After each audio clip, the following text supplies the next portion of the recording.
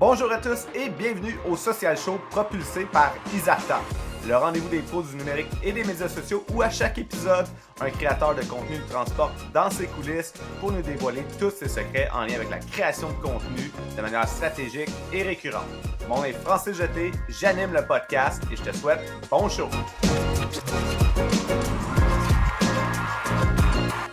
Aujourd'hui, on a la chance d'accueillir Eva Milko, qui est une spécialiste de la création de contenu pour la santé mentale et le bien-être. Elle est la fondatrice de Good Vibes Strategy, la première agence de création de contenu axée sur la santé mentale.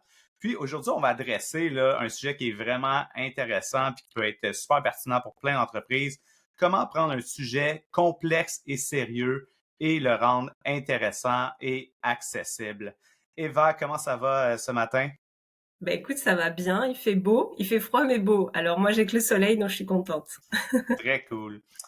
Tu l'as dit, t'es la première ou t'es pas mal la seule agence qui se spécialise, qui se niche dans la création de contenu en lien avec le bien-être et la santé mentale.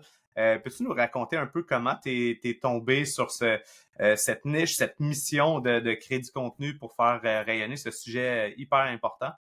Alors oui, moi j'ai un parcours un petit peu atypique professionnellement, c'est-à-dire que j'ai passé plus de 20 ans comme gestionnaire marketing et communication dans des grosses entreprises internationales. Alors il y avait beaucoup d'entre elles étaient des entreprises qui avaient un rapport avec la santé ou des choses dans le milieu assez technique. Puis j'ai monté des grandes campagnes de communication, j'ai fait de la création de contenu pour ces entreprises-là. Donc ça m'a permis d'engranger beaucoup d'expérience dans ce domaine. Mais je suis arrivée à un moment de ma carrière où j'ai eu envie de renouer avec ma fibre plus sociale, humaine, sachant que j'ai toujours gardé un lien avec des causes humaines en tant que bénévole ou à soutenir des ONG, etc. Puis c'est là que j'ai décidé en fait de quitter le monde des entreprises et d'aller travailler dans des OBNL.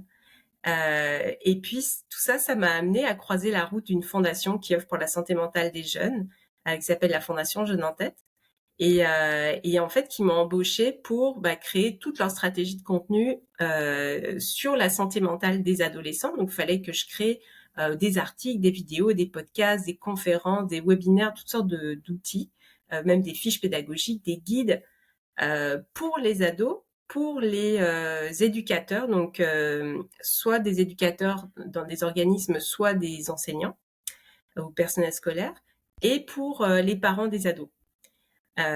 Et puis donc j'avais à faire ça, et il fallait que je que je tisse tout un réseau d'experts en psychologie autour de la fondation pour m'aider à produire ces contenus-là. Donc ça a été une expérience géniale. J'ai passé plusieurs années dans cette fondation. Génial parce que c'était hyper intéressant. À chaque fois que je créais un contenu, j'apprenais quelque chose de nouveau. C'est vraiment passionnant. Et puis ça m'a permis de rencontrer beaucoup de gens dans ce milieu-là. Donc d'avoir un réseau en fait parmi tous ces experts en psychologie. Et puis il y a eu un moment où au bout de quelques années, j'ai eu envie de conjuguer en fait les deux versants de mon parcours professionnel, donc de retrouver une énergie entrepreneuriale, quelque chose sur lequel j'étais plus la leaduse de l'ensemble. Et en même temps, je voulais pas perdre tout ce que j'aimais en fait dans cette fondation. Donc c'était tout cet aspect de psychologie, de création de contenu. Alors je me suis dit, voilà, je sais qu'il y a des besoins sur le marché. J'adore ça. Alors je vais essayer de concilier l'utile et l'agréable, et je vais monter la première agence de création de contenu en santé mentale. Donc Très aujourd'hui, je fais des contenus pour des OBNL, donc sur des sujets très très différents. Ça peut être la santé mentale des enfants, des aînés, des femmes, toutes sortes de publics. Et je fais aussi de la création de contenu en santé mentale en entreprise. Et là, je vais faire principalement des formations ou des vidéos, des podcasts pour aider les entreprises à intégrer en fait une démarche de bien-être dans leurs équipes. ouais, Donc je puis continue. Oui, excuse-moi. Je continue de travailler avec tous ces experts-là qui m'ont suivi, et j'ai beaucoup de chance d'avoir eu leur confiance. Donc aujourd'hui, je collabore avec une cinquantaine d'experts en psychologie qui sont des spécialistes en fait à chaque fois de domaines particuliers de la psychologie, et souvent qui sont auteurs, qui sont conférenciers, qui sont chroniqueurs dans les médias. Donc voilà. On va parler de cette importance-là là, de collaborer avec des experts de nos jours à l'ère de l'intelligence artificielle un peu plus tard aujourd'hui. Mais je vais revenir sur le fait que ben, présentement, tu crées du contenu pour des clients. Mais la manière que moi je t'ai découvert, c'est grâce à ta création de contenu à toi personnellement pour faire rayonner ton offre de service à partir de ton profil LinkedIn. Donc, tu crées du contenu pour des clients, mais tu crées du contenu pour toi aussi pour développer ta notoriété, puis faire découvrir tes services. Donc, aujourd'hui, j'aimerais ça peut-être que tu nous parles un peu de ton processus créatif. Comment tu définirais ton processus créatif? Honnêtement, c'est assez compliqué de le définir parce que il y a de l'organisation et de l'intuition totale. Donc, l'organisation, bon, ben, on va pas se refaire. Tu sais, je viens du milieu de la communication, donc je sais bâtir un plan de communication, je sais créer toute une stratégie de contenu. Donc, oui, de base, j'ai imaginé un fil conducteur sur ma création de contenu. J'ai un calendrier éditorial. En général, je planifie mes publications 2 semaines à l'avance. J'aimerais bien être meilleur que ça et le faire encore plus à l'avance, mais voilà, on peut pas tout faire. Donc c'est ça, j'ai la structure de la création de contenu, on va dire en bonne et due forme. Mais en même temps, une fois que j'ai établi mes piliers de contenu et que je sais à peu près de quel type de sujet je vais parler, là, je vais être beaucoup plus dans l'intuitif. Puis, qu'est-ce que j'entends par intuitif? C'est que je vais essayer toujours d'aborder des sujets qui sont un peu chauds, qui sont un peu dans l'air du temps. Des questionnements, des impressions, des choses euh, qui peuvent être plus ou moins bien vécues, par exemple dans le milieu du travail. Donc j'essaye de coller à l'actualité, en fait, pour intéresser les gens. Puis ça, c'est une partie assez intuitive qui vient de mes conversations avec d'autres personnes, qui vient de ce que je peux lire, de mes impressions personnelles. Donc voilà. Donc, de ce que je comprends, c'est que tu as bien défini tes piliers de contenu. Puis une fois que ça, tu as une vision claire justement de quels sont tes piliers de contenu, ben là, après ça, par rapport aux thématiques, par rapport à comment tu vas aborder les sujets, c'est là que tu te laisses un peu plus peut-être l'aspect intuitif, justement, là, tu te laisses un peu plus de Mm. place pour explorer, tester des trucs. Tu Ouais. peux-tu nous parler, ça ressemble à quoi justement peut-être tes piliers de contenu, puis comment t'as développé ces piliers de contenu-là pour toi présentement en tant qu'entrepreneur? Ouais, bah écoute, moi, tu sais, je suis beaucoup dans la sensibilisation, l'éducation à la santé mentale. Donc c'est sûr que moi, mes grands axes de contenu, ça va être euh, premièrement d'alerter, de sensibiliser sur l'importance de s'occuper de la santé mentale. Alors sur LinkedIn, je suis très focus sur la santé mentale en entreprise. Je parle quasiment jamais de la santé mentale au sens général.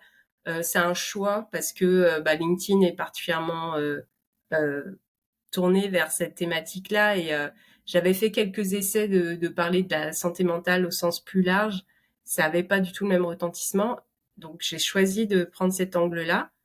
Mais c'est aussi volontaire dans le sens où je propose des formations d'entreprise, donc et ça c'est une partie de mon business qui est importante, donc c'est une partie que je veux particulièrement développer aujourd'hui. Donc c'est sûr que l'essentiel de ma communication aujourd'hui, elle porte sur la santé mentale au travail. Puis là-dedans, il y a différents types de contenus. Il y a aussi bien des grands chiffres pour sensibiliser, pour alerter, pour éveiller les consciences. Donc là, j'accomplis ma mission d'éducation. Et puis, il y a aussi des conseils très pratiques, souvent que j'essaye de faire un petit peu inédit, un peu moins connu, euh, très actionnable, etc. Et puis là, ça peut concerner la gestion de la santé mentale au quotidien. Ça peut concerner les risques psychosociaux, donc tout ce qui concerne la reconnaissance, les préventions de situations de harcèlement, gestion de conflits, etc. Enfin, il y a toutes les dimensions en fait des risques psychosociaux. Euh, et puis, j'aurais dû réviser en fait avant de te parler. Je Qu'est-ce pense que qu'on... tu as aussi, des fois, tu explores un peu les memes dans ta stratégie de contenu Oui, aussi, qui sont peut-être un de tes piliers de contenu, là, parce que tu as quand même une certaine récurrence côté meme. ouais. Mais après, dans mes piliers, peut-être pour finir, il y a aussi la promotion de ce que je fais. Mais ça va être en beaucoup plus en mineur. Mais je le fais de temps en temps. Je le fais parce que il faut que je le fasse, parce que c'est de la promo, c'est important. Mais je le fais pas trop parce que on le sait dans ce milieu-là, c'est la loi des 80-20. Tu sais, c'est 80% de contenu informatif, intéressant, amusant, 20% de promotion. Au-delà, ça devient un peu pénible pour tout le monde, donc ça c'est pas la meilleure approche. Mais oui, tu me parles des mimes. Euh, Ben ça rejoint peut-être une question que on voulait aborder ensemble, quand on avait préparé le podcast, où tu me disais comment on fait pour émerger dans un environnement déjà saturé en fait. Alors, pour répondre à ça, c'est vrai que la question de la santé mentale en entreprise, c'est quelque chose qui est très abordé sur LinkedIn. Euh, et pas forcément même par des gens qui travaillent dans ce milieu-là. C'est un peu tout le monde qui s'empare de ce sujet. Donc, il y a beaucoup, beaucoup de contenus, de publications qui ont un lien avec la santé mentale. Et moi, mon parti pris là-dedans, ça a été d'adopter en fait un discours d'expertise, donc pour aller une coche au-dessus du brouhaha en fait de tout ce qui se dit, parce que c'est beaucoup de gens qui sont peu connaisseurs en fait du domaine. Donc moi, je vais me démarquer par une expertise pointue, des conseils actionnables, des choses comme ça, mais aussi avec des chiffres inédits, des choses que tout le monde ne sait pas, même les personnes du milieu n'ont pas forcément le temps d'aller chercher ces infos-là. Donc moi, je les donne. Donc ça me démarque parce que c'est pas des choses très connues. Puis je vais utiliser des formats qui sont pas très en vogue encore en ce moment sur LinkedIn. Les infographies, ça monte, mais c'est pas encore tant que ça. C'est surtout un truc qui vient d'Instagram. Donc en France, c'est de plus en plus utilisé. Ici au Québec, c'est encore par petites touches, on va dire. C'est pas toujours hyper abouti non plus. Donc ça me démarque. Et les mimes, bah clairement, oui, ça là, c'est une inspiration directe d'autres réseaux sociaux où je me suis dit, ben finalement, le rire, euh, ça aide souvent à faire passer des messages, tu sais, et de façon agréable, plaisante. Et puis ça ressort dans le paysage parce qu'il y en a pas tant que ça. Et surtout, les quelques personnes qui s'aventurent dans le domaine des mimes, bah, c'est pas toujours des jolis mimes, c'est des trucs qui sont un peu rapportés de par-ci par-là, qui sont écrits en anglais ou pas de bonne qualité, qui sont pas exactement comme conformes au discours. Donc, moi, les mimes, je les fais moi-même, en fait. Alors, je m'inspire de plein de trucs qui existent déjà, tu sais, sur Instagram, tout ça. Mais, je les conçois moi-même pour que il y ait aussi une qualité dans les mimes qui soit très pertinent, qui soit exactement le reflet de mon discours, qui soit beau. Et ça, oui, c'est un moyen concret de se démarquer, ouais.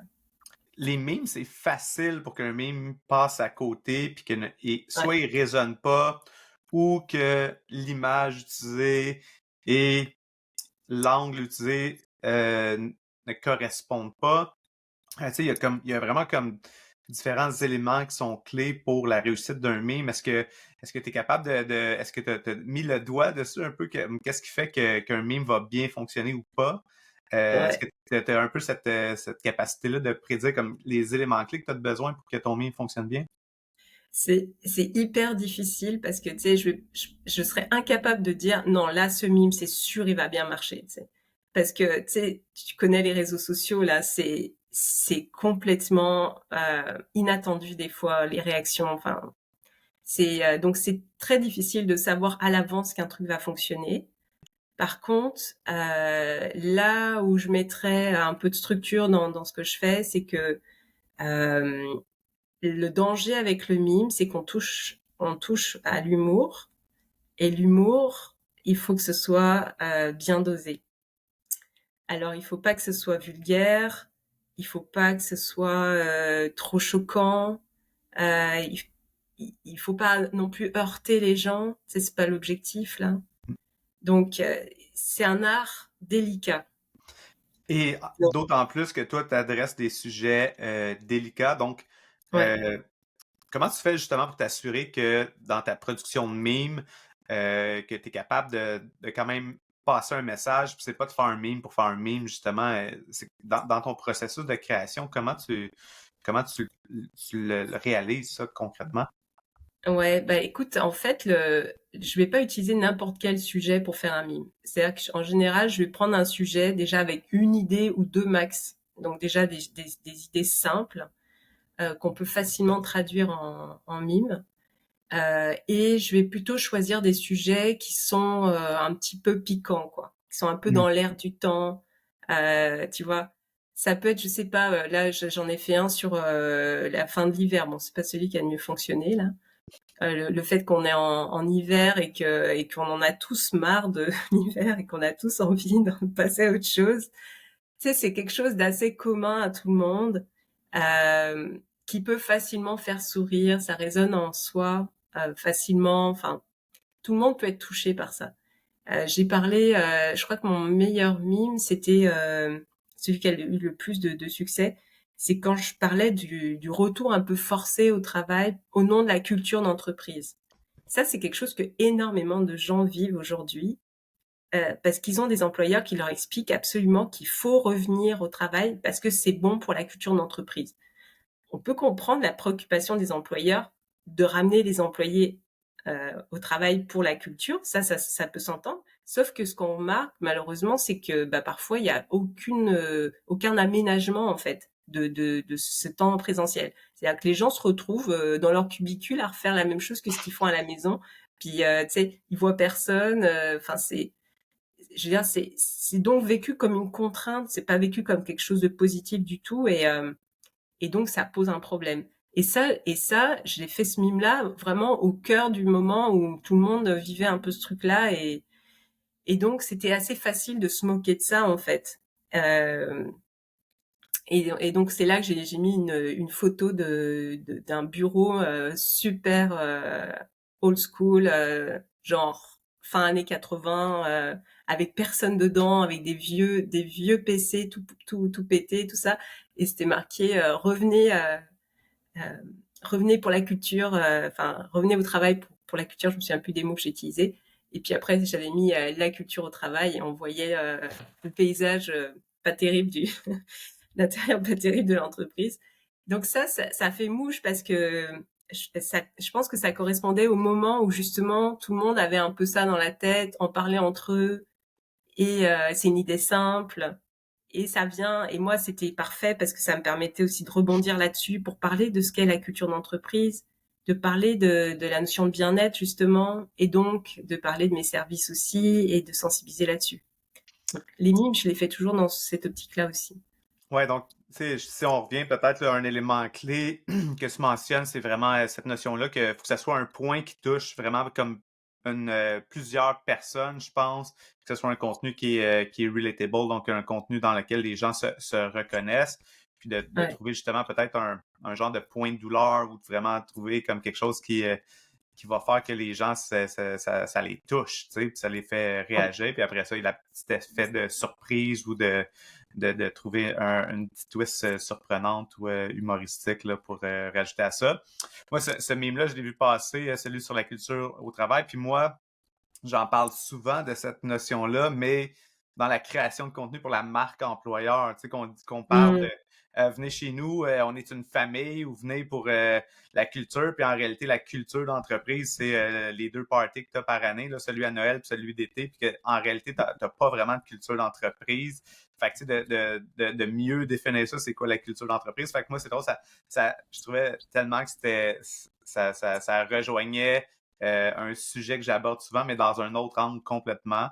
Mmh. Mais donc, il y avait ça qui était super intéressant aussi de ce meme-là. Donc là, on a parlé un peu de comment trouver une manière de créer un meme. Un autre élément clé que tu as mentionné, c'est l'importance d'utiliser des chiffres, d'utiliser des statistiques. ça, j'ai l'impression que les gens qui sont en marketing puis en création de contenu, souvent, on a peur d'aller créer du contenu en lien avec des statistiques puis des chiffres parce qu'on a peur que ça soit plate ou que ça soit comme trop niché, trop spécifique, trop sérieux, alors que des publications qui incluent des stats avec un aspect éducatif, ça a vraiment tendance à vraiment bien performer. Donc, peux-tu nous Mm. dire un peu comment toi, dans ton processus créatif, comment tu fais pour t'assurer que tu vas chercher justement des statistiques qui sont intéressantes, puis comment tu es présente de manière à ce que ça performe bien? Ouais, c'est un gros travail de recherche continue. C'est-à-dire que je suis abonnée à plein d'infolettres déjà, qui touchent au domaine de la santé mentale au travail. Et j'ai des sources régulières d'approvisionnement parce que je tiens aussi à donner des statistiques toujours à jour, des dernières justement, parce que c'est ça qui est intéressant justement. Et donc, je vais régulièrement aller voir des entreprises comme Dialogue, qui publie régulièrement des guides. Il y a McLean Company, qui est une entreprise américaine, mais qui fait beaucoup d'études sur toute l'Amérique du Nord. Donc, entre mes infolettres, ces ressources que je vais régulièrement voir, des magazines aussi que je vais souvent aller voir. Il y a Psychologie Magazine, il y a toutes sortes de sources comme ça. Bah, en fait, à chaque fois, je trouve un truc intéressant. Je le mets dans une petite boîte, en fait. J'ai un petit dossier pour ça. Je mets tout.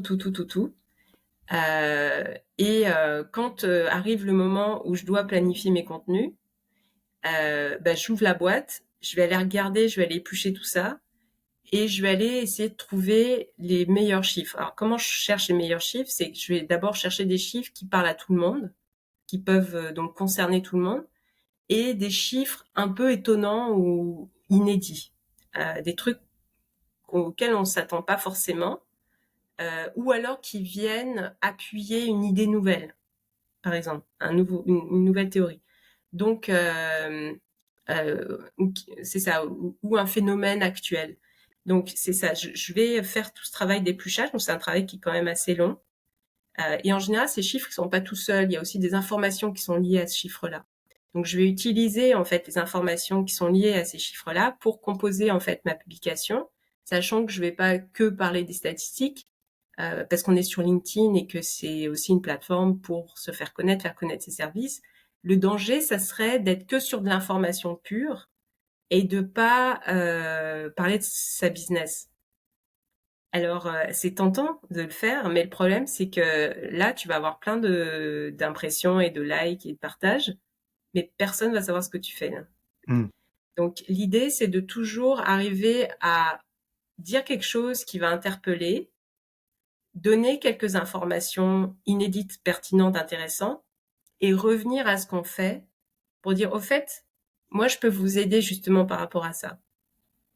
Donc, c'est toujours l'idée de mes publications, quelque part. Oui, Je puis c'est donne important ce que je tu donne tous les mentionnes. dessous. Pardon? Non, je livre mes secrets. Ouais, puis, tu sais, dans le fond, c'est vraiment important. Puis, moi aussi, je fais. Tu sais, tantôt, tu disais, ah, ben, 80% de notre contenu devrait être un peu plus éducatif, 20% promotionnel. Puis, moi, ce que je commençais à intégrer vraiment beaucoup dans ma stratégie de contenu, c'est j'ai pratiquement aucune publication qui sont promotionnelles, mais dans Mmh. mes publications qui sont plus éducatives ou qui sont plus storytelling ou quoi que ce soit, ben souvent, à la fin, je vais venir rattacher un contexte par rapport à mon offre de service ou terminer en m'assurant que c'est clair dans le fond, justement, qu'est-ce que je fais. Donc ça, c'est, tu sais, moi j'ai essayé de trouver cette manière-là. Donc le 80-20, moi c'est plus comme peut-être 95-5, mais c'est à Mmh. l'intérieur souvent de la même publication. Fait qu'une publication d'engagement ou une publication éducative ou même souvent les publications pour faire la promotion de mon podcast, par exemple, ben la promotion, le contenu de mon podcast n'est pas un contenu promotionnel pour le podcast, c'est un contenu en soi que tu peux juste consommer cette pièce de contenu-là, puis ça va être éducatif en soi. Puis à la fin, je te dis, ah ben, si tu veux écouter l'épisode, va là. Mais mon post, c'est pas écoute l'épisode de cette semaine. Tu sais, c'est de Mmh. trouver cet angle-là éducatif ou relatable, quoi que ce soit, qui va faire que les gens vont consommer ce contenu-là. Fait que ça, ce que tu dis, c'est vraiment, vraiment très important. Je voulais revenir puis zoomer in un peu sur l'aspect d'utiliser les statistiques dans ta création de contenu. Euh, Quand tu utilises les statistiques, tantôt tu as parlé d'infographie puis de l'aspect visuel. Euh, Comment est-ce que tu as une méthode de travailler pour tes visuels en lien avec les statistiques ou quoi que ce soit pour s'assurer que ce soit des visuels qui sont percutants et que les gens puissent les comprendre rapidement? Ouais, c'est une bonne question. Moi, ce que j'ai remarqué, parce que tu sais, bah, tu le sais, là, quand on fait une stratégie de contenu, on fait des tests, on fait des essais, on voit ce qui marche moins bien et tout. Puis moi, au début, j'utilisais pas mal des carousels pour parler de mes statistiques et tout. Bon, dans mon cas, je sais qu'il y a des gens pour qui ça marche super bien, les carousels. Moi, ça a jamais autant performé que les autres formats. Donc, au final, j'ai progressivement abandonné ce format-là. Et aujourd'hui, les statistiques, je les publie surtout sous forme d'une publication classique et en général avec ma tête dessus. Ça marche. Malheureusement, moi, c'est un côté narcissique des réseaux sociaux qui me plaît pas forcément, mais je pense que c'est lié au fait que LinkedIn est d'abord un réseau d'humains et donc les gens ont besoin de voir des humains en face en fait. Et donc ils aiment avoir un visage en fait qui leur parle. Alors je me plie à ça parce que je sais que c'est ce qui est attendu quelque part et c'est ce qui est plus plaisant et moi-même je m'arrête plus facilement sur une publication avec un visage. Donc ce qui marche le mieux c'est ça. Tout ce qui est infographie, je vais moins l'utiliser pour des statistiques. Les infographies, je vais beaucoup les utiliser pour des conseils en fait, ou pour clarifier des théories, des concepts, des choses comme ça. Ça va être plutôt de l'ordre explicatif, éducatif. Si tu prends le temps d'écouter le podcast, c'est la preuve que tu aimes ça apprendre puis que tu peux améliorer ta création de contenu et tes résultats. Mais si je te disais que tu peux aller encore plus en profondeur sur l'optimisation de ton contenu sur certaines plateformes, serais-tu curieux de savoir comment? C'est simple, tu as juste à te rendre sur le site d'Isarta pour consulter les sujets de formation que je donne en lien avec les médias sociaux. TikTok, la publicité Facebook, Instagram, LinkedIn, peu importe la plateforme sur laquelle tu aimerais ça en apprendre davantage, j'ai sûrement une formation sur le sujet. Tu aimerais développer ton propre podcast, j'ai aussi une formation là-dessus. Puis ça, c'est juste mes formations à moi. Il y a une foule d'autres formations données par des experts d'autres domaines, que ce soit en lien avec le marketing numérique ou plein d'autres sujets fascinants qui vont t'aider à propulser ta carrière. Visite formation.isarta.com pour consulter le calendrier des formations et t'assurer de réserver ta place. Merci à Isarta de commanditer le podcast Le Social Show. Je sais pas si c'est comme moi, mais perso, ce qui m'allume le plus en marketing numérique, c'est vraiment l'aspect stratégique et créatif, pas l'aspect technique. C'est vraiment ça qui m'a allumé la première fois que j'ai entendu parler du CMS québécois RubberDuck. Fini les mises à jour et les bugs de plugins. Fini de chercher des développeurs web pour mettre à jour ton site chaque fois que tu veux faire des modifs. Fini de te perdre dans le code pour intégrer tes pixels et tes outils de tracking statistiques. Tu travailles avec des entreprises de services ou des clients qui ont besoin d'un site vitrine qui se montre comme un jeu d'enfant, RubberDuck, c'est la solution parfaite pour toi. Tu as besoin de créer un site bilingue? Pas de problème, tu peux facilement modifier les pages franco et anglo en même temps. En plus de ça, c'est eux qui s'occupent du support si tes clients ont des bugs techniques. Qu'est-ce que tu veux de plus? Un chèque? Ben imagine-toi donc que RubberDuck offre en plus des ristournes aux professionnels du marketing et aux agences qui développent des sites web pour leurs clients. Visite rubberduck.io/essai pour tester la plateforme gratuitement pendant 14 jours. Un gros merci à l'équipe de RubberDuck de commanditer le podcast. De retour avec notre invité. Pour créer des bons visuels, pour expliquer des théories et des concepts, c'est facile qu'un visuel soit overwhelmant, qu'il soit tellement complet qu'il est incompréhensible. Ouais. Donc, quand tu travailles tes visuels, est-ce que tu as des guidelines qui te permettent de t'assurer que c'est un visuel qui va être facilement accessible, qui va bien vulgariser l'information? Ouais, bah oui, ça c'est sûr. Le guideline principal, c'est d'abord d'avoir une vraie réflexion en amont sur le concept qu'on veut dévoiler. Est-ce qu'il est traduisible dans une infographie ou pas? Il y en a où c'est pas possible.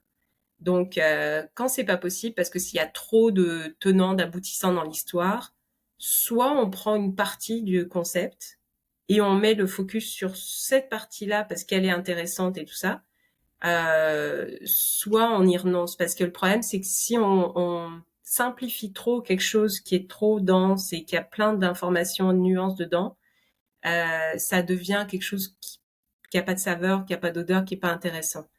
Donc, je dirais d'abord choisir des concepts qui soient suffisamment simples pour pouvoir être traduits dans une infographie. Euh, et puis, moi, j'utilise beaucoup Canva. Canva, c'est mon deuxième chez moi, là. Donc, et il propose déjà des masques qui existent, en fait, et qu'on peut personnaliser comme on veut et tout ça. Et ça m'aide aussi pas mal à structurer, en fait, parce que ça me permet je regarde ce qui est déjà là, je me dis, OK, donc là, il faut que ça tienne en 5 points, par exemple. Donc là, je vais reprendre mon idée et je vais essayer de la restructurer en 5 points.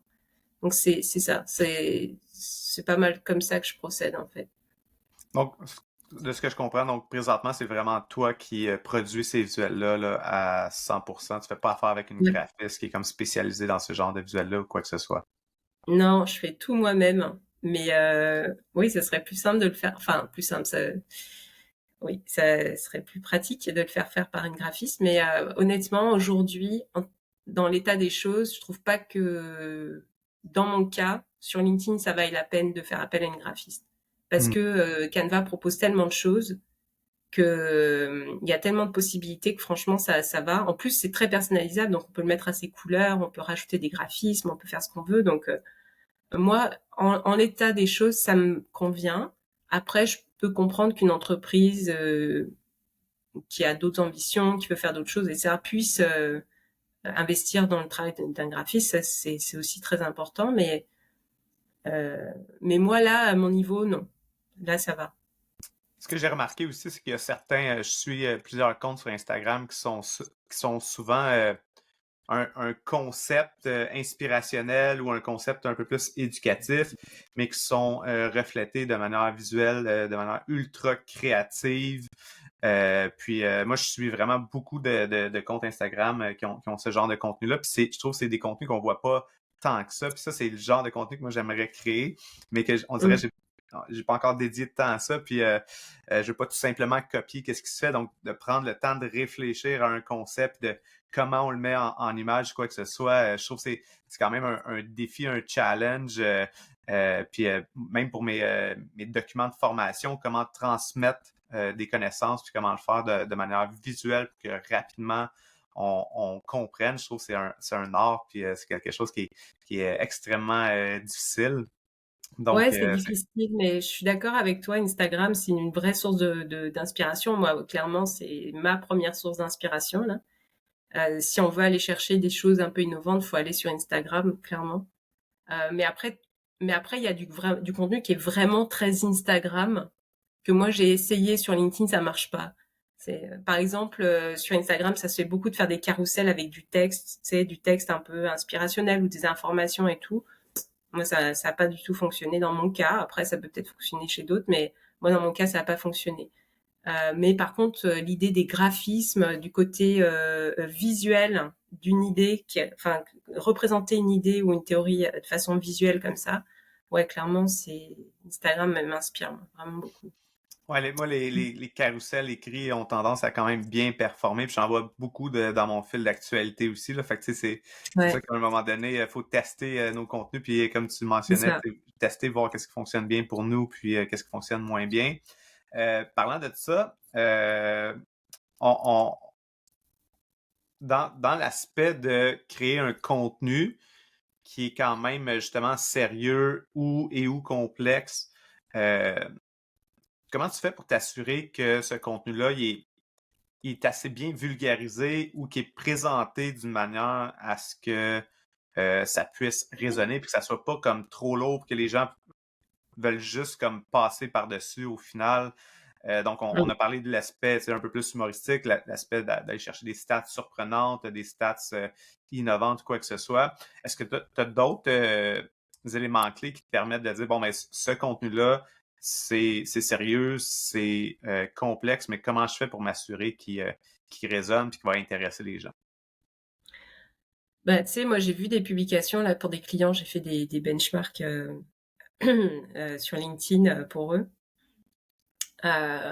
Et j'ai vu des trucs, des pépites d'entreprises qui ont fait des carousels pour expliquer des trucs super compliqués dans un langage impossible à comprendre sur des chariots élévateurs. Bon, bah, sans surprise, ça avait genre un like et je pense que ça devait être le dirigeant de la boîte.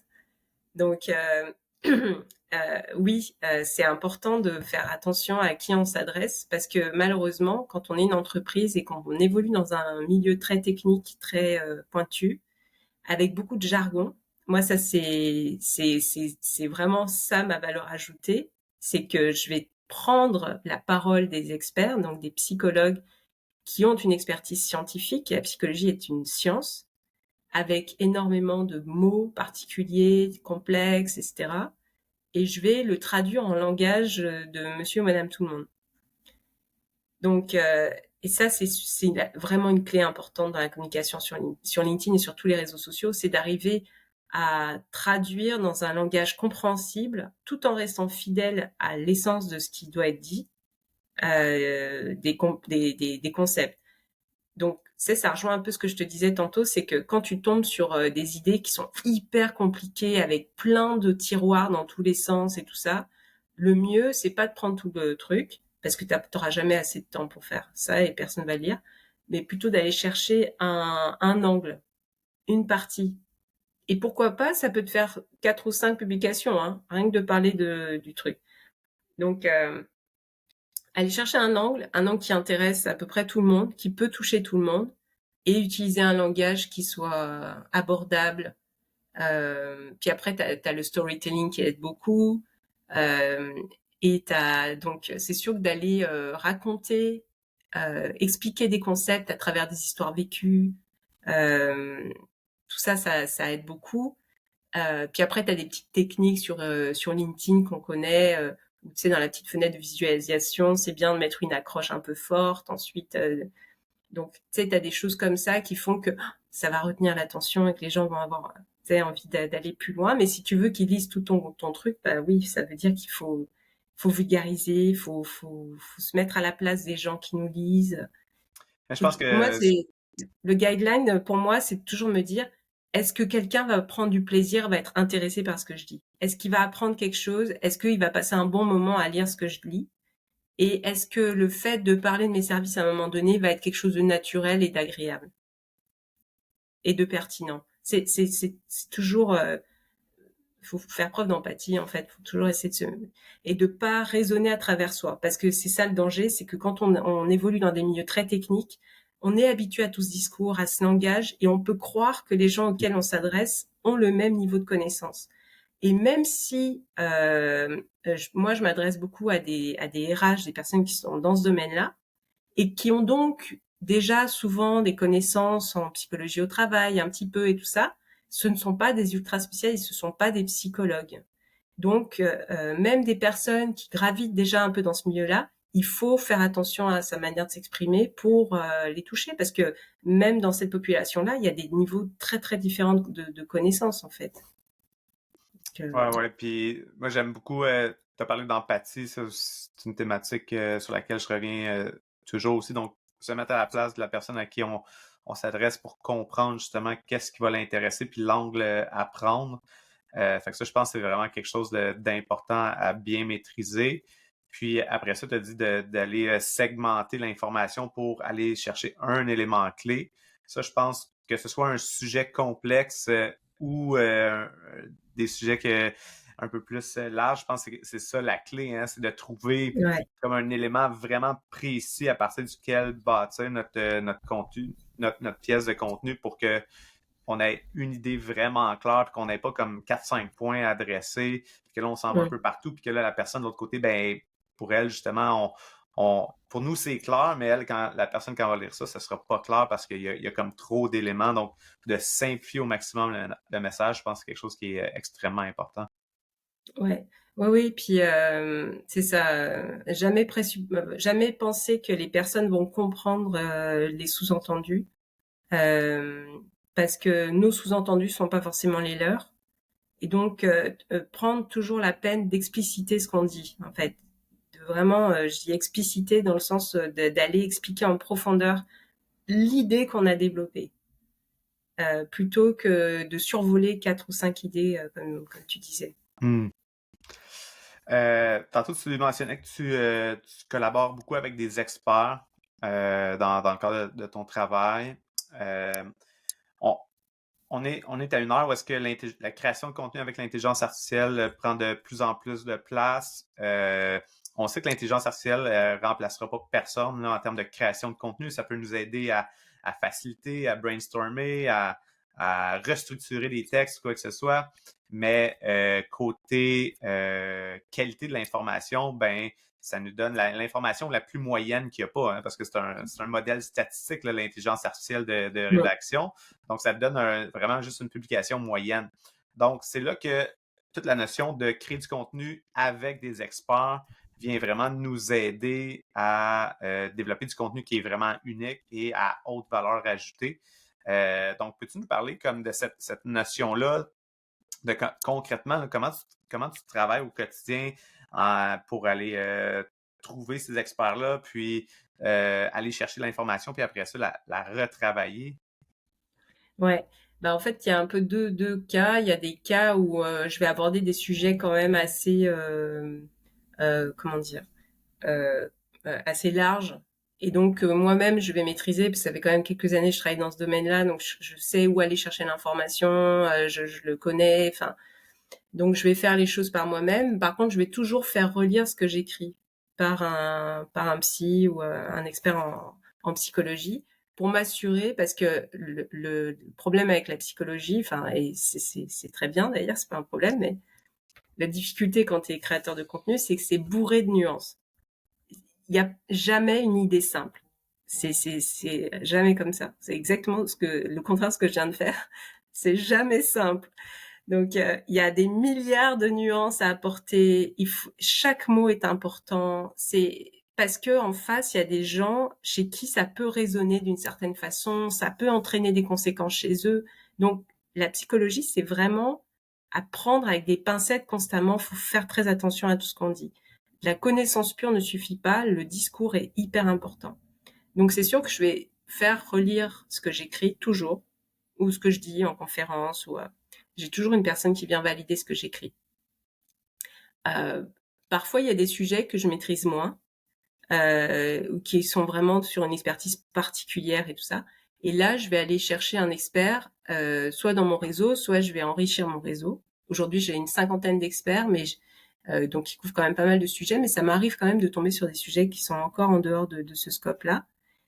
Et là, je vais aller faire des recherches, je vais trouver le bon expert. Et ça va être un peu une série d'échanges en fait que je vais faire avec cet expert-là. Je vais lui poser des questions, je vais me renseigner sur ces infos. L'expert va me partager des informations, des ressources et tout ça. Et moi, je vais composer l'outil, donc qui peut être un article, une vidéo, un podcast, une conférence, quoi que ce soit, un guide. Je vais composer l'outil et ensuite je vais faire relire et revalider par l'expert.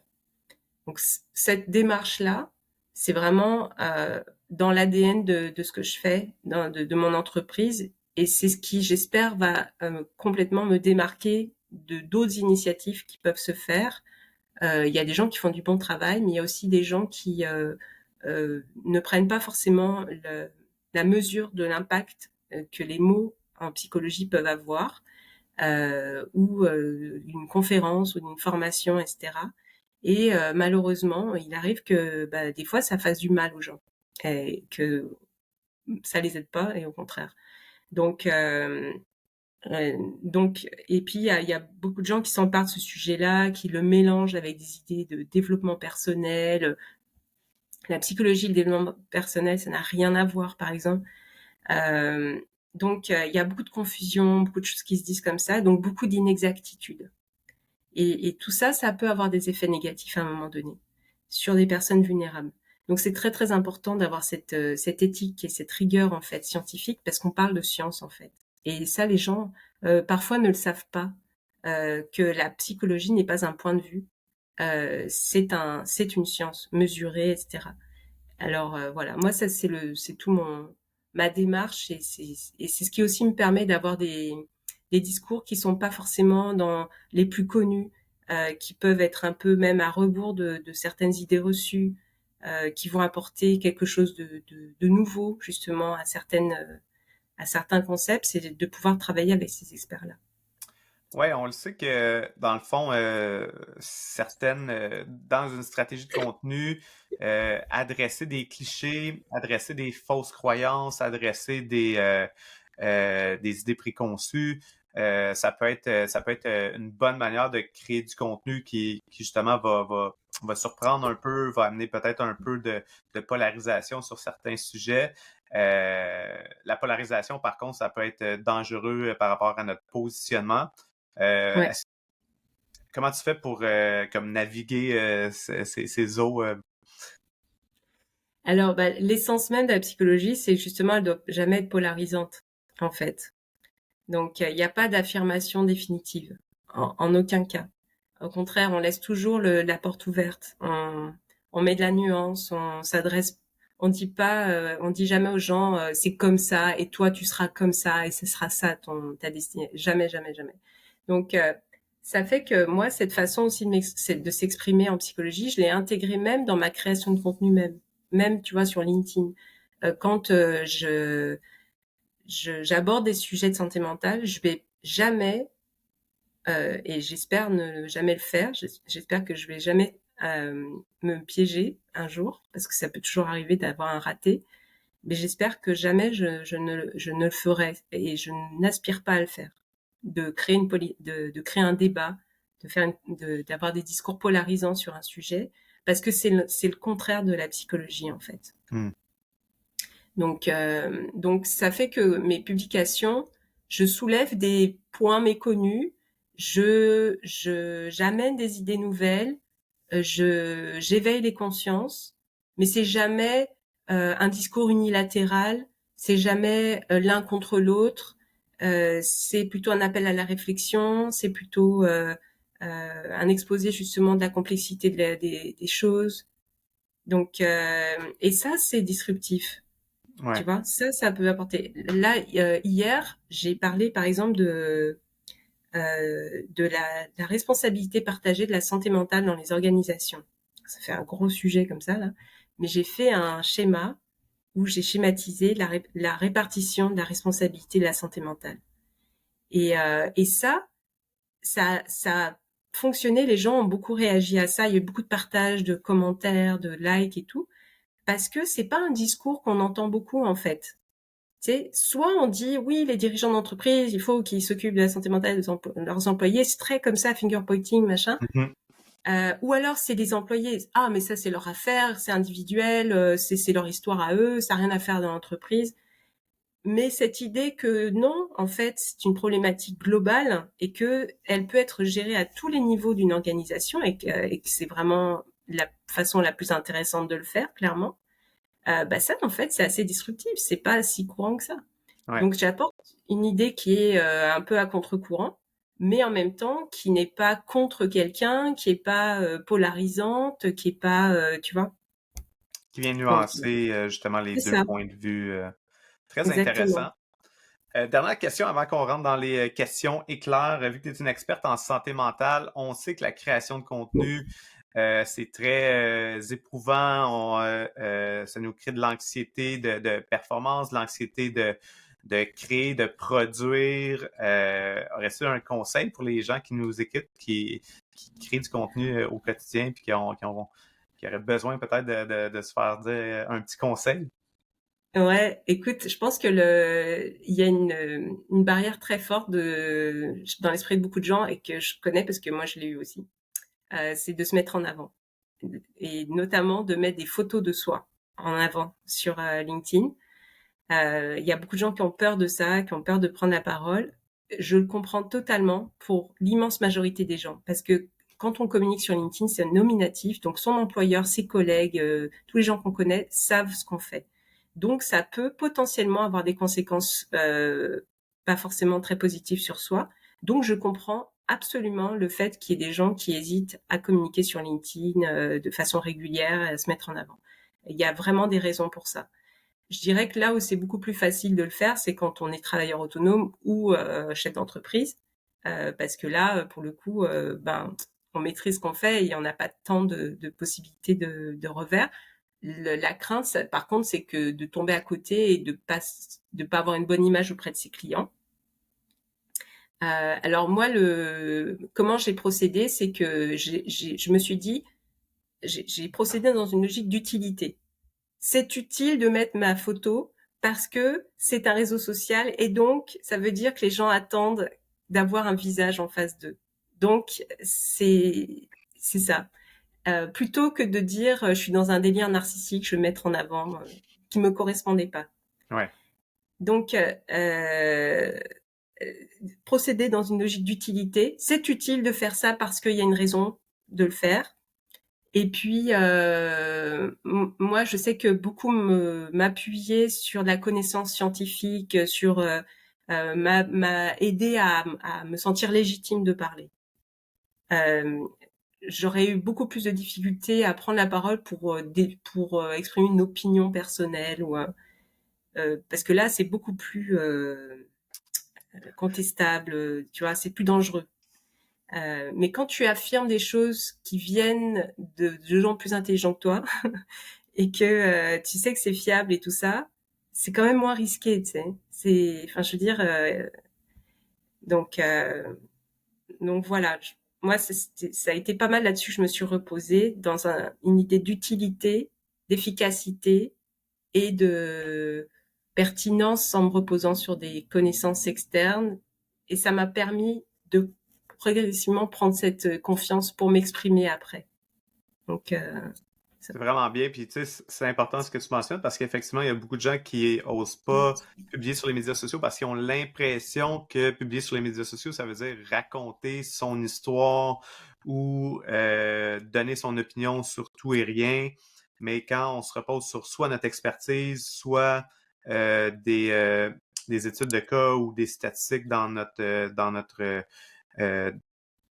industrie, ben à ce moment-là, on s'assure justement d'être protégé puis de s'assurer qu'on ne tombe pas à côté. Puis c'est ça qui est important de comprendre sur les médias sociaux. On n'est pas obligé de donner son opinion, de partager tout Mm, l'aspect personnel. Ça peut être plus professionnel. Moi, un peu comme toi, j'ai beaucoup plus de difficultés à créer des contenus où est-ce que je me mets un peu plus de l'avant, puis je suis un peu plus, disons, côté vulnérabilité. J'ai beaucoup plus de mm, difficultés, mais c'est toujours les meilleures publications qui performent le mieux. Donc, ouais. c'est là que, un peu comme toi, moi aussi, l'aspect utilité de créer ces contenus-là, Mm, puis souvent aussi justement l'utilité pour aider d'autres personnes peut-être qui ont des mêmes mm. problématiques, même situation, ça peut être intéressant d'inspirer. Donc, ouais, super intéressant. Ouais. Donc, pour les questions éclairs, quelle est ta plateforme préférée et pourquoi? Je peux pas répondre à cette question parce que j'en ai deux.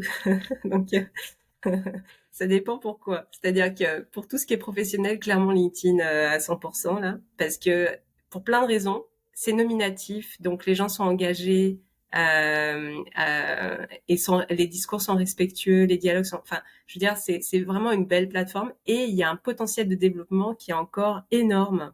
Hmm. C'est encore un espace qui est pas si saturé que ça parce que c'est nominatif justement et que c'est professionnel. Donc ça, pour moi, c'est un terrain de jeu infini, là, LinkedIn. Instagram, j'aime beaucoup. Je trouve que il se passe beaucoup de choses sur Instagram et c'est souvent à la source de beaucoup d'autres phénomènes qui se passent derrière. Il y a TikTok aussi, mais là, je suis pas du tout présente sur TikTok. Et j'avoue que YouTube, je garde quand même un lien Hmm. d'amour avec YouTube parce Hmm. que je trouve que plus ça va, plus YouTube devient un média en tant que tel. Il y a vraiment des émissions de télévision quasiment. Il y a une richesse de contenu qui est assez impressionnante et donc j'adore passer du temps aussi sur YouTube. Je regarde plein d'émissions d'informations. C'est hyper pertinent.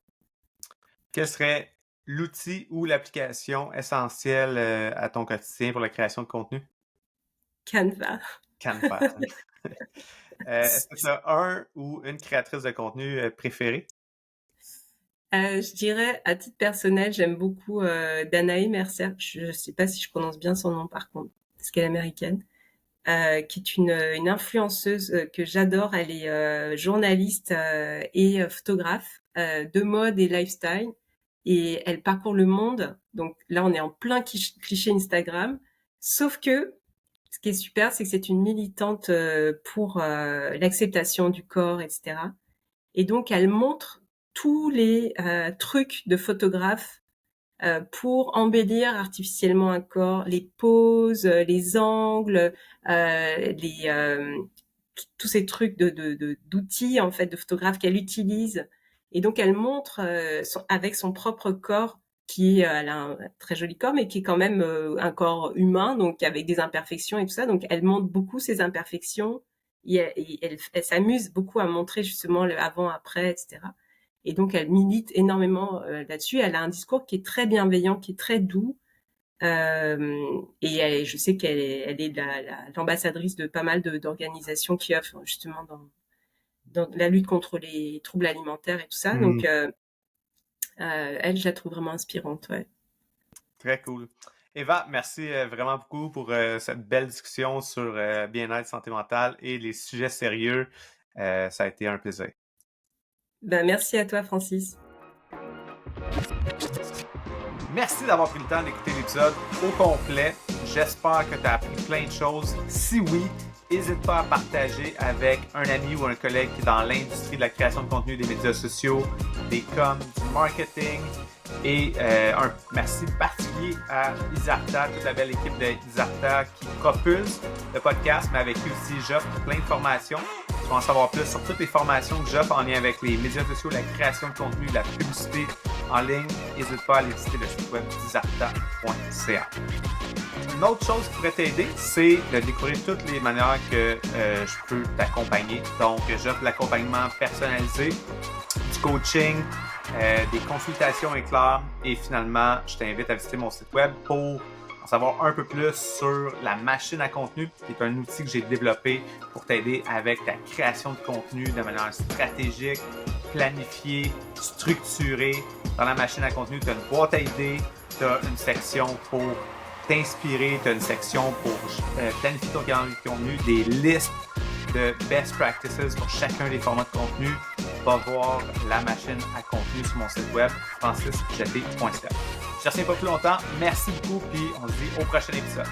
Ciao!